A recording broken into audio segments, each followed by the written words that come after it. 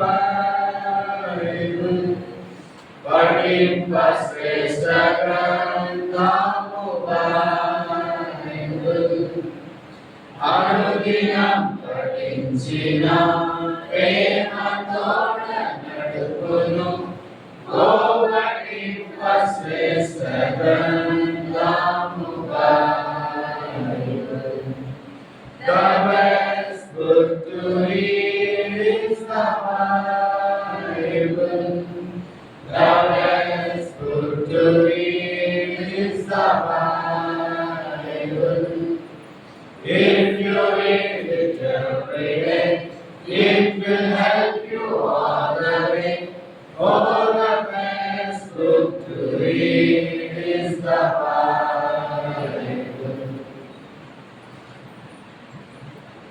అపోస్తలుడైన పౌలు కొరింథీయులకు రాసిన మొదటి పత్రిక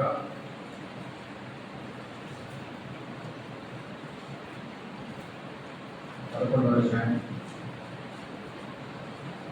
23 నుంచి 31 వరకు మాట్లాడుతున్నాం. కొరింథీయులకు రాసిన మొదటి పత్రిక 11వ అధ్యాయం 23 నుంచి 31 వరకు మాట్లాడుతున్నాం.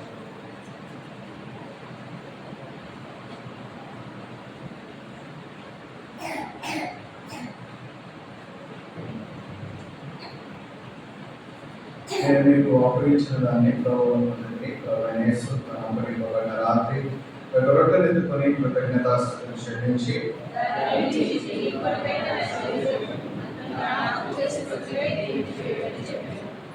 ఆ ప్రకారమే భోజనమైన పిమ్మట ఆయన పాత్రను ఎత్తుకొని ఈ పాత్ర నా రక్తమైన కొత్త నిబంధన మీరు దీనిలో తాగినప్పుడల్లా నన్ను జ్ఞాపకం చేసుకుంటే దీన్ని చేయడానికి చెప్పాను.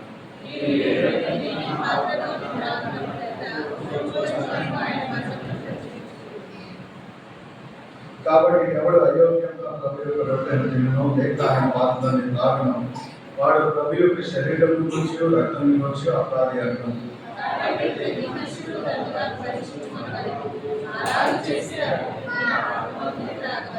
ప్రభు శరీరం అని వివేచింపడి తింటా వాడు తనకు శిక్ష విధికలంటే తిని కాల్చున్నాడు.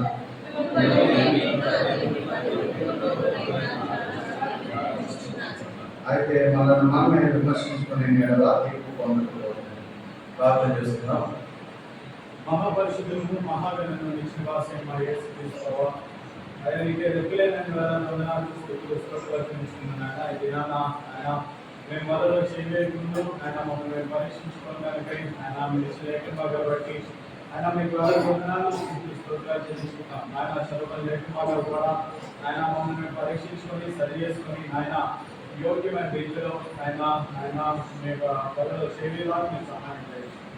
మీరు నడిపించండి. యేసు నామమున ప్రార్థిస్తున్నాం తండ్రి. కాబట్టి ప్రతి మనుషులు తాను పరీక్షించుకున్న వాళ్ళను అలా చేసి అడగని ఆ పాత్రలోని ప్రారంభం. ఇది మనకి బాగా అలవాటు అయిపోయిన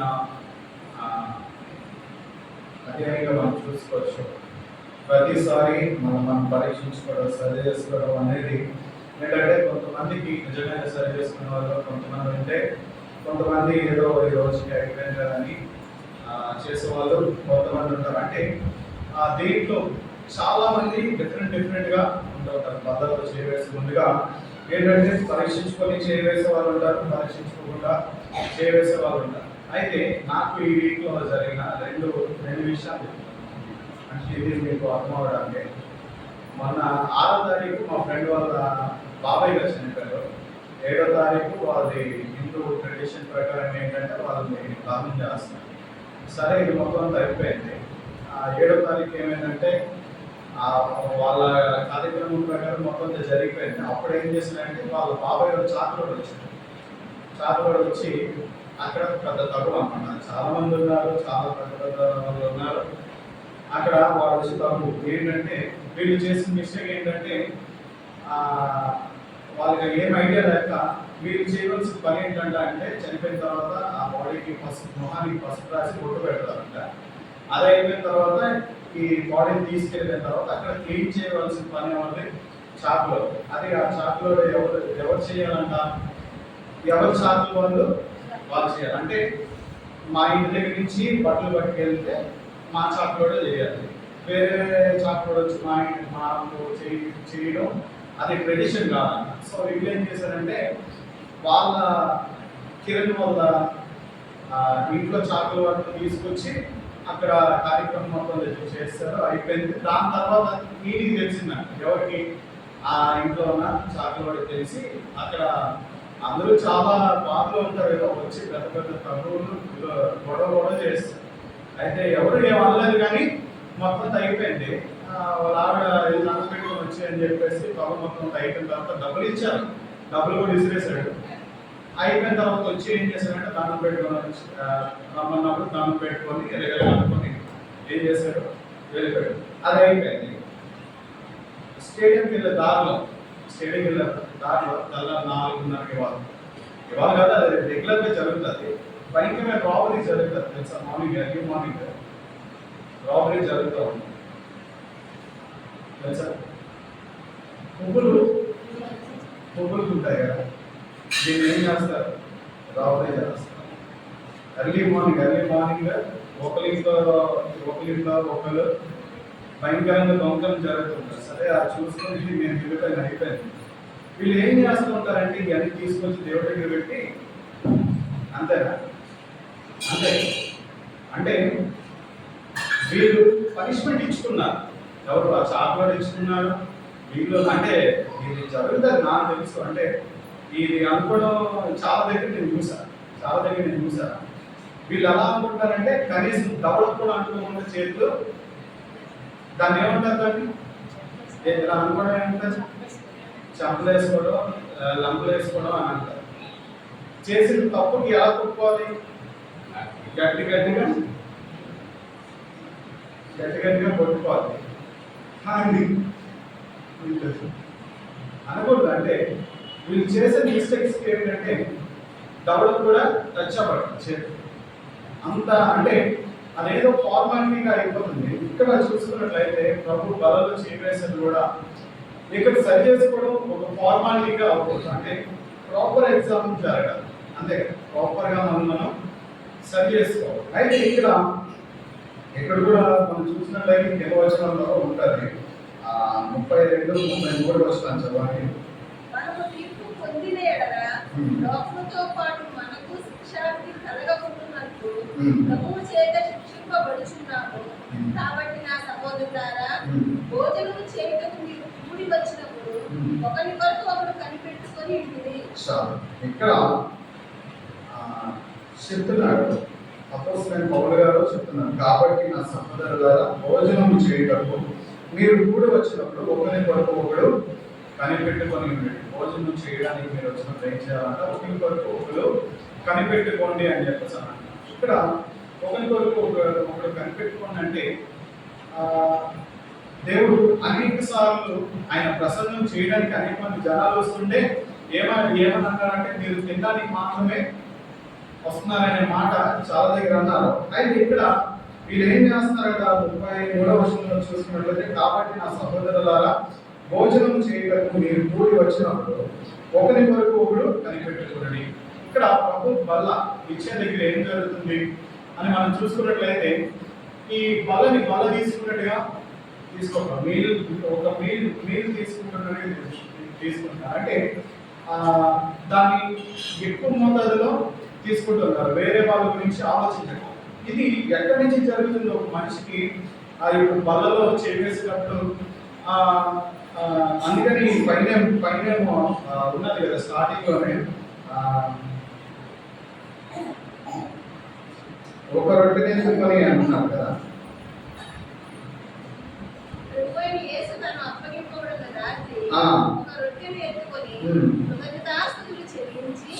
ఇక్కడ ఒక రొట్టెని ఎత్తుకున్నాడు, కానీ వాళ్ళ రొట్టెని ఎలా తీసుకుంటున్నారంట, ఒక మీల్ తీసుకుంటున్నారు. ఇక్కడ మనం చూసుకున్నట్లయితే అది ఎందుకు జరుగుతుంది, వీళ్ళు అంతా హెవీగా ఎందుకు తీసుకున్నారు, అందుకనే కదా వీళ్ళు చెప్తా ఉన్నారు. ఏమని చెప్తున్నారు 33వ వచనంలో, కాబట్టి నా సహోదరులారా, భోజనం చేయటకు మీరు కూడి వచ్చినప్పుడు ఒకరి కొరకు ఒకడు కనిపెట్టుకొని ఉండండి. మీరు ఏం చేయాలి అంటే రిమైనింగ్ వారి గురించి కూడా మీరు ఏం చేయండి, ఆలోచించండి. అప్పటిదాకా ఏం లేదు అంటే వీరికి ఆలోచించే మనసు లేదు.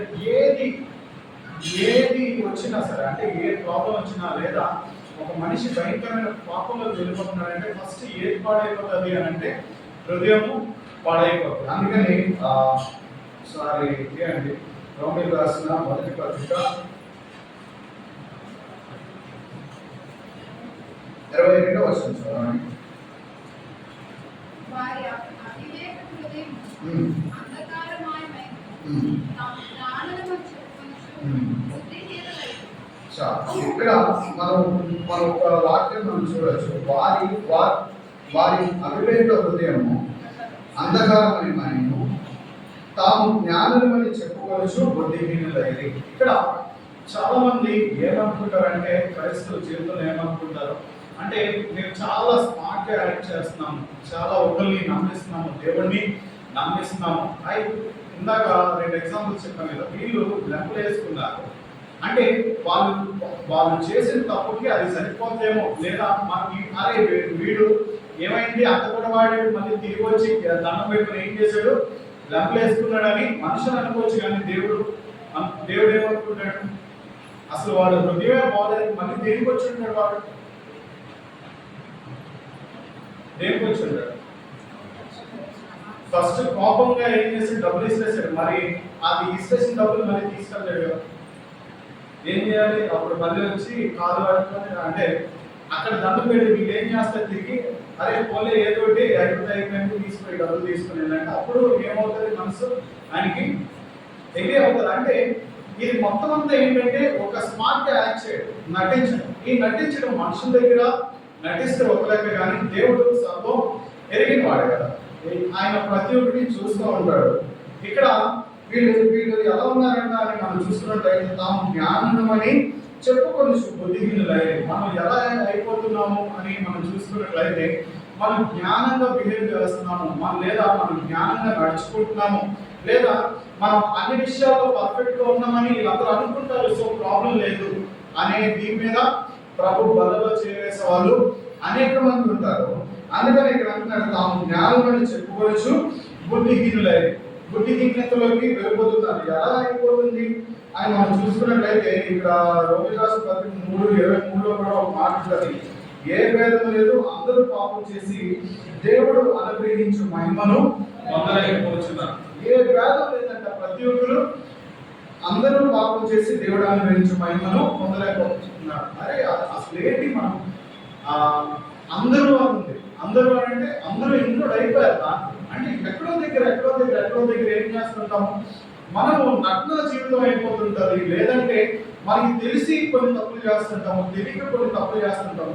లోకం మొత్తం ఎక్కువ వెళ్ళిపోతుంది అని మనం చూసుకున్నట్లయితే పాపంలోకి వెళ్ళిపోతుంది. ఇక్కడ అందుకనే మనం చూస్తున్నది ఏ భేదం లేదు, అందరూ పాపం చేసి దేవుడు అనుగ్రహించే మహిమను పొందలేకపోతున్నారు. అసలు పాపానికి మెయిన్ రీజన్ ఏంటి అని మనం చూసుకున్నట్లయితే ఇర్మియా గ్రంథము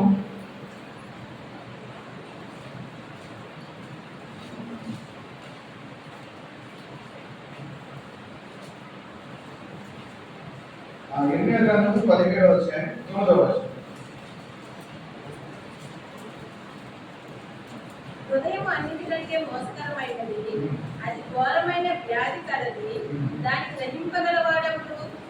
ఇక్కడ మనం చూస్తున్నాం కదా, హృదయం అన్నిటికంటే మోసకరమైనది, అది ఘోరమైన వ్యాధి కలది, దాన్ని గ్రహింపగలవాడెవడు? హృదయము పాడైపోయింది. ఒక మనిషి యాక్ట్ చేయాలనుకుంటే మనుషులు నమ్మలేకపోవచ్చు, లేదా మనుషులకి తెలియలేకపోవచ్చు, కానీ దేవుడికి ప్రతి ఒక్కటి తెలుస్తారు. ఆయన ఎలా చూస్తున్నారో కూడా చూపిస్తాను. అయితే ఇక్కడ చూస్తున్నాం కదా, హృదయం అన్నిటికంటే మోసకరమైనది, అది ఘోరమైన వ్యాధి కలది, దాన్ని గ్రహింపగలవాడు, దాన్ని ఎవరు గ్రహించలేరని చెప్తా ఉన్నాడు. ఇక్కడ అదొకటే కాకుండా అసలు హృదయంలో నుంచి ఏమి వస్తున్నాయనే విషయం కూడా మనం చూసుకోవచ్చు. ఒకసారి మార్కు సువార్త 7వ అధ్యాయం 21 నుంచి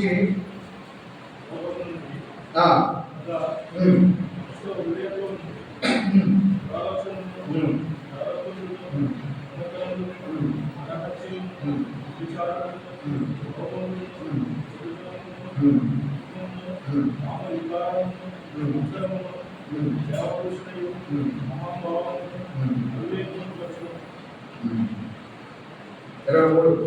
ఈ చెడ్డవన్నీ ఉమ్. లోపల మీద బయలుదేరి ఉమ్. మనిషిని అభివృద్ధిపరచుటకు ఆయన చెప్తున్నాడు.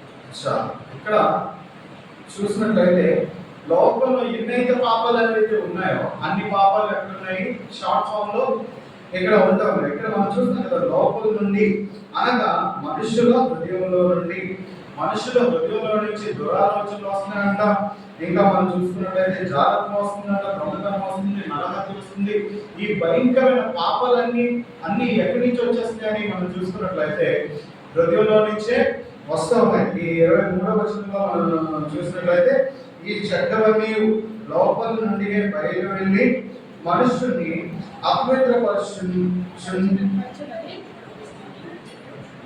పరుచున్నవి ఆయన చెప్పారు. ఇక్కడ మనం చూసుకున్నట్లయితే ఇవన్నీ ఎక్కడి నుంచి వస్తున్నట్టు లోపల నుంచి, హృదయంలో నుంచే వచ్చే ఏం చేస్తున్నాయి? మనుషుల్ని అపవిత్రపరుస్తాయి. మనిషి ఏంటంటే ఫస్ట్ అసలు సరి చేసుకోవాల్సింది ఏంటి? ఇక్కడ హృదయాన్ని సరి చేసుకుంటే ఏమవుతుంది? మొత్తాన్ని సెట్ అయిపోతుంది. అన్ని ఎటువంటి పాపం ఉన్నా ప్రతి ఒక్కటి సెట్ కావాలి అని అంటే మనం ఏం చేయాలి? మొట్టమొదటిగా అంటే హృదయాన్ని సెట్ చేసుకునే వాళ్ళు ఉండాలి. అందుకని ఒకసారి అసలు ఆయన ఎలా చూస్తున్నాడు అని మనం చూసుకున్నట్లయితే ఆదికాండము 6వ అధ్యాయం 5వ వచనం చదవండి.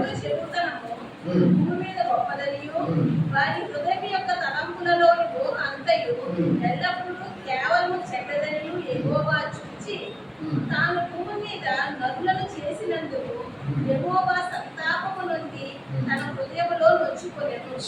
ఇక్కడ మనం చూస్తున్నాం కదా, 5వ వచనంలో మనం చూసుకున్నట్లయితే నరుల చెడుతనము భూమి మీద గొప్పదనియు వారి హృదయం యొక్క తలంపుల్లో ఊహ అంతయు ఎల్లప్పుడూ కేవలము చెడ్డదనియు యెహోవా చూచి. ఇక్కడ యెహోవా చూచి అని ఒకసారి అక్కడ చూసుకున్నట్లయితే దేవుడు ఏం చేస్తా ఉన్నాడు? ప్రతి ఒక్కరి హృదయంలో ఏ ఆలోచన ఉంది, అసలు వారి హృదయంలో ఏం రన్ అవుతుంది, వాడు దేని గురించి ఆలోచిస్తున్నాడు, ప్రతి ఒక్కటి ఏం చేస్తున్నాడంటే యెహోవా ప్రతి ఒక్కరికి ఇండివిజువల్ ఏం చేస్తున్నాడు?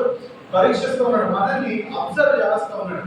ఇక్కడ అనుకోవచ్చు కదా, ప్రజలు అనుకుంటూ ఉంటారు ఏమనుకున్నా అంటే అయిపోయింది, సరే వీడు వచ్చేది తిట్టాడు, గొడవ పడ్డాడు, అయిపోయింది, వెళ్ళిపోయిన తర్వాత మళ్ళీ వచ్చి కొద్దిసేపు తర్వాత మళ్ళీ వచ్చి ఆయన ఆ బాడీ దండం పెట్టుకొని ఏం చేశాడు? డబ్బులు వేసుకున్నాడు. సరే వీళ్ళందరూ ఏమనుకుంటారు? అరే పశ్చాత్తాపడ్డాడు వీడు అని చెప్పేసి కింద నాన్న ఏం చేసింటే బాబు అయిపోయింది తీసుకుని వెళ్ళని చెప్పేసి మళ్ళీ అంటే నిజంగా వాడికి ఏ ఉద్దేశం లేదంటే మళ్ళీ ఆ డబ్బులు ఏం చేస్తాడు?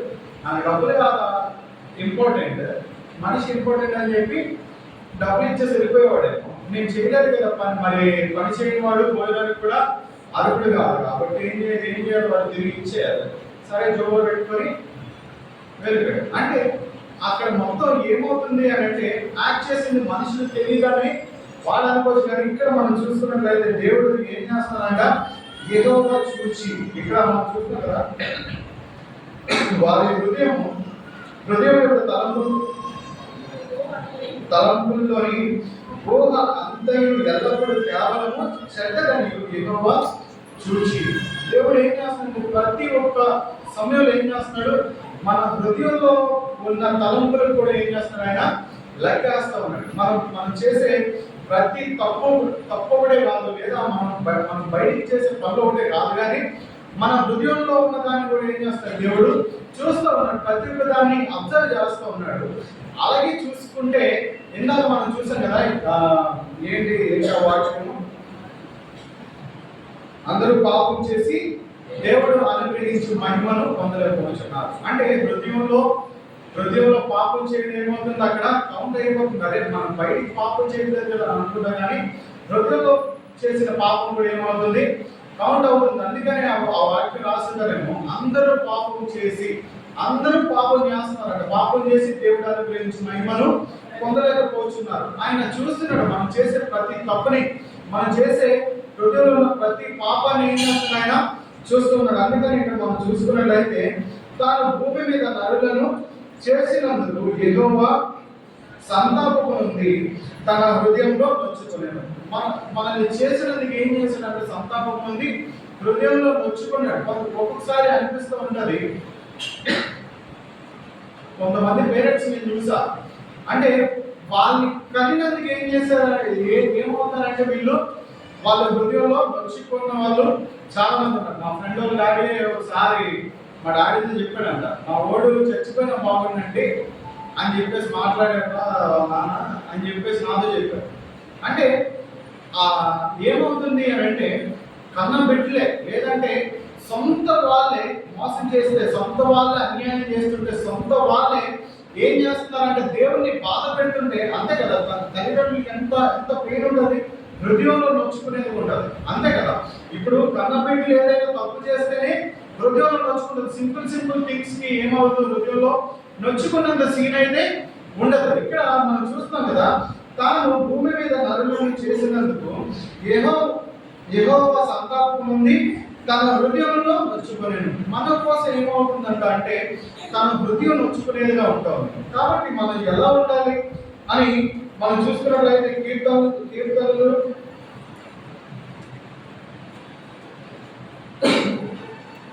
ఈ హృదయం గురించి మనం చూసుకున్నట్లయితే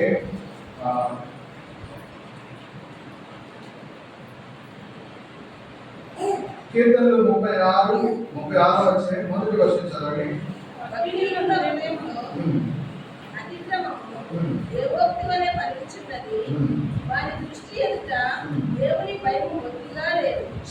ఇక్కడ భక్తిహీనుల హృదయంలో ఆ అతిక్రమము దేవోక్తి వలె పలుకుచున్నది. వారికి దృష్టి ఎదుట దేవుని భయము బొత్తిగా లేదు. భక్తిహీనత ఉంటే ఏమన్నదు, దేవుని భయం ఉండదు. దేవుని భయము లేకపోతే ఏమన్నదు, ఇంకా భయంకరమైన పాపంలోకి వెళ్ళిపోతుంటారు. ఒక గవర్నమెంట్ ఉంది అని అంటే దేనికి ఉంది, గవర్నమెంట్ ఆఫ్ దేనికి, ఒక గవర్నమెంట్ దేనికి చెప్పండి. ఒక బైబిల్లో చూసుకున్నట్లయితే అప్పుడు రాజులు ఉన్నారు, ఇప్పుడైతే సీఎంలు ఉన్నారు, లేదా మన పైన కొంతమంది అధికారులు ఉన్నారు. దేనికి వీళ్ళందరూ ఉన్నారు, మనం తప్పుడు మార్గంలో నడవకుండా ఉండడానికి. ఇప్పుడు అప్పుడు ఏంటంటే రాజులు ఉన్నారంటే, అరే పలానా దానికి వాళ్ళు ఏం చేస్తారు, శాసనం రాస్తారు కదా, పలానా దానికి పలానా శిక్ష అని చెప్పేసి ఈ రూల్స్ అన్ని ఉండడం బట్టే వీళ్ళు అలా ఉన్నారేమో. వితౌట్ రూల్స్ ఇప్పుడు ఒక గవర్నమెంట్ ఉందంటే ఏమవుతుంది, ఎవరికి నచ్చింది వాడు చేసుకుంటూ ఉంటాడు, లేదా ఇంకా పాపం ఏమైపోతుంటది, చాలా చాలా ఎక్కువ అయిపోతుంటది కదా పాపం. ఎంతో భయంకరంగా పాపం చేసే వాళ్ళగా ఉంటారు. ఇక్కడ ఏ లేదు వీళ్ళకి అని చూసుకున్నట్లయితే దేవుని భయం బొత్తిగా లేదు. దేవుని భయం బొత్తిగా లేకపోతే ఏమవుతుందంటే వీళ్ళు భయంకరమైన పాపంలోకి వెళ్ళిపోయే వారుగా ఉంటూ ఉన్నారు. కీర్తనలు 37 వచ్చాయి.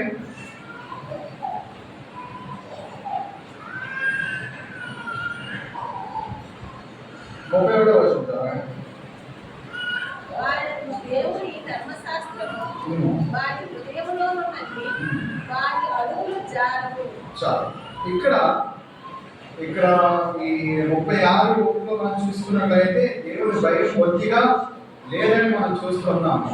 ఇక్కడ 31వ వచనంలో చూసుకున్నట్లయితే వారి దేవుని ధర్మశాస్త్రము వారి హృదయంలో ఉన్నది, వారి అడుగులు జారవు. ఇక్కడ ధర్మశాస్త్రం వారి హృదయంలో ఉంటే ఏంటంట, వాళ్ళ అడుగులు జారవు.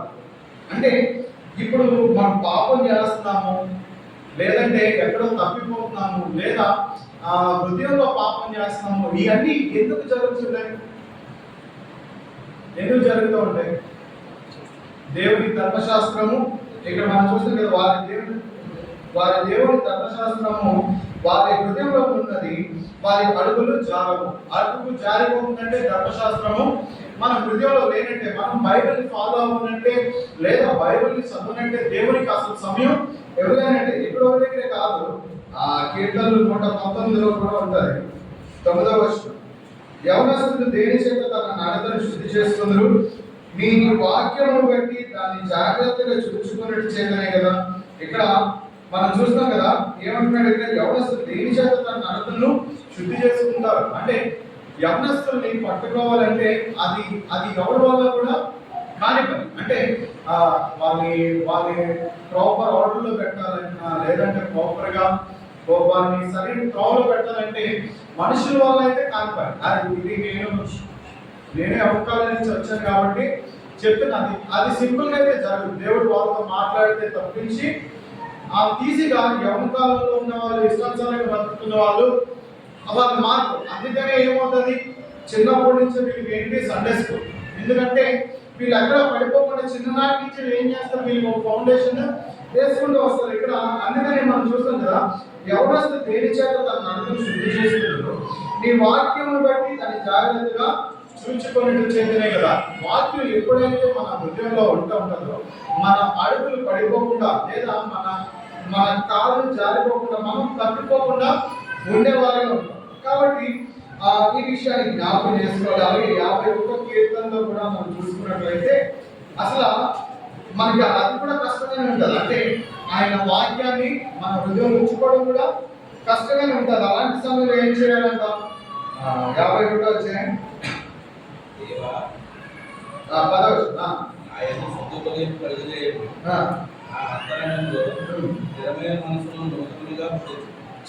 ఇక్కడ దేవా నా యందు శుద్ధ హృదయము కలుగజేయము.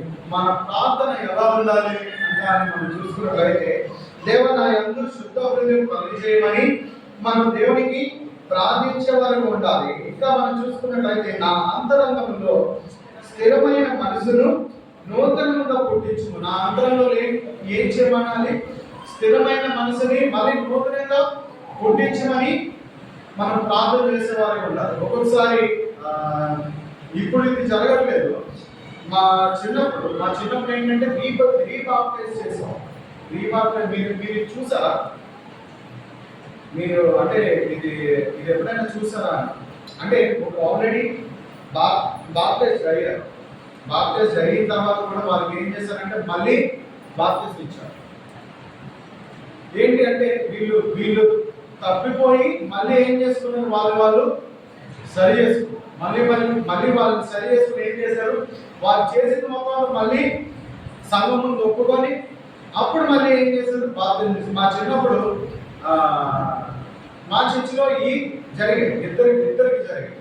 అంటే వాళ్ళు ఏంటి ఎప్పటికప్పుడు సరి చేసుకుంటూ ఉన్నారు. ఎందుకు ఇది జరుగుతుంది అని మనం చూసుకున్నట్లయితే, దేవుని వాక్యం హృదయంలో ఉండటం వల్ల. ఒకవేళ దేవుని వాక్యం మన హృదయంలో ఉండటం లేదా, ఈ వాక్యాన్ని పట్టుకొని మనం ప్రార్థించే వారు ఉండాలి. కాబట్టి ఈ దినాన్ని నా ప్రభు బలలో చేయవేసి ముందుగా, హృదయం అన్నింటికంటే మోసకరమైనది, ఘోరమైన వ్యాధి కలిగి దాన్ని గ్రహింపగలవాడు ఎవడు. మనం లోకాన్ని మోసం చేయవచ్చు, లేదంటే మనుషుని మోసం చేయవచ్చు, కానీ దేవుడు ఏం చేస్తూ ఉన్నాడు, మన హృదయాన్ని చూస్తూ ఉన్నాడు. ఒకసారి తీయండి ఆదికాండము 6వ అధ్యాయం 5వ వచనం చదవండి. వారి హృదయము యొక్క తలంపులలోని అంతయు ఎల్లప్పుడూ కేవలము చెడ్డదని యెహోవా చూచి తాను భూమి మీద గనులను చేసినందుకు యెహోవా సంతాపము నొంది తన హృదయములో నొచ్చుకొనెను. ఇక్కడ ఏం చేస్తానంట, యెహోవా చూచి. దేవుడు చూస్తానంటే మనకి ఏముండాలి? భయం ఉండాలి. భయం లేదంటే ఏం లేదు, మన హృదయంలో వాక్యం లేదు. కాబట్టి మనం ఎప్పుడైతే వాక్యాన్ని మన హృదయంలో ఫీల్ చేస్తూ ఉంటామో ఆటోమేటిక్గా దేవుడి భయం మనలో ఉంటుంది. మన అడుగులు తగ్గిపోకుండా ఆ వాక్యమే చూసుకుంటూ ఉంటారు. కాబట్టి ఈ దినాన ప్రభు బలలో చేరేసి ముందుగా మన హృదయం ఎలా ఉందనేది మనం పరీక్షించుకోవాలి. దేవునికి మనం సమయం ఎంత ఇస్తున్నాం అనేది మనం పరీక్షించుకోవాలి. ఏదో మనం యాక్ట్ చేసి వెళ్ళిపోతున్నాము, లేదా ఒకరిని మోసం చేసి వెళ్ళిపోతున్నాము, లేదా మనం చాలా స్మార్ట్ గా లేదంటే చాలా తెలుగుగా మనం బిహేవ్ చేస్తామని అనుకోవచ్చు. కానీ ఏమవుతారంటే వాళ్ళు తాము జ్ఞానం అని చెప్పుకొని బుద్ధిహీనులు అయిపోతున్నారు. ఒకరోజు లెక్క అప్పగించవలసిన రోజు ఉంటుంది, అగ్ని ఆలదు పురుగు చావదు. అలాంటి భయంకరమైన తీర్పులు అవడం మనం ఉంటాం. ఎందుకు అని అంటే మన హృదయం సరిలేకపోవడం. ఒక విధంగా చూసుకున్నట్లయితే మనం బయట చేసే పాపాలకి ఒక కౌంట్ ఉంటుంది, హృదయంలో చేసే పాపాలను కూడా ఎవరు చూస్తున్నారు? దేవుడు దాన్ని కూడా లెక్కలో తీసుకుంటారు కదా. కాబట్టి ప్రతిదీ మనం చేసే ప్రతిదీ కూడా ఏమవుతుంది, కౌంట్లోకి వస్తుంది. కాబట్టి ఈ దినాన్న ప్రభు బలలో చేరేసి ముందుగా లోకస్తులాగా కాకుండా అంటే ఏదో అందరూ చూస్తున్నారు కాబట్టి మనం బలలో సరి చేసుకున్నాం అంటే వీళ్ళు ఏం చేస్తారు, వీళ్ళు అంతలు వేసుకున్నట్టు మనం ఏదో సరి చేసుకున్నాం అన్నట్టుగా మనం యాక్ట్ చేస్తూ ప్రభు బలలో చేయవేయడం కాకుండా నిజంగా మనం సరి చేసుకుని ప్రభు బలలో చేయవేసే వారిగా ఉండాలి. ఎందుకంటే మనం మనుషులు మోసం చేస్తాం అనుకోరు, దేవుడు ప్రతి ఒక్కటి చూస్తూ ఉన్నాడు. దేవుడు కూడా మోసం చేస్తాం అని అనుకుంటారు కొంతమంది, దేవుడు కూడా మోసం చేస్తున్నాను అని అనుకుంటారు. అందుకని అంటాడు ఆయన ఏం చేస్తున్నాడో హృదయాల్లో కూడా చూస్తాం. కాబట్టి ఈ వాక్యాన్ని మనం జ్ఞాపకం చేసుకొని దినాల ప్రభు బలలో చేయగలం. దేవుడి వాక్యం జీవించుకుంటారు.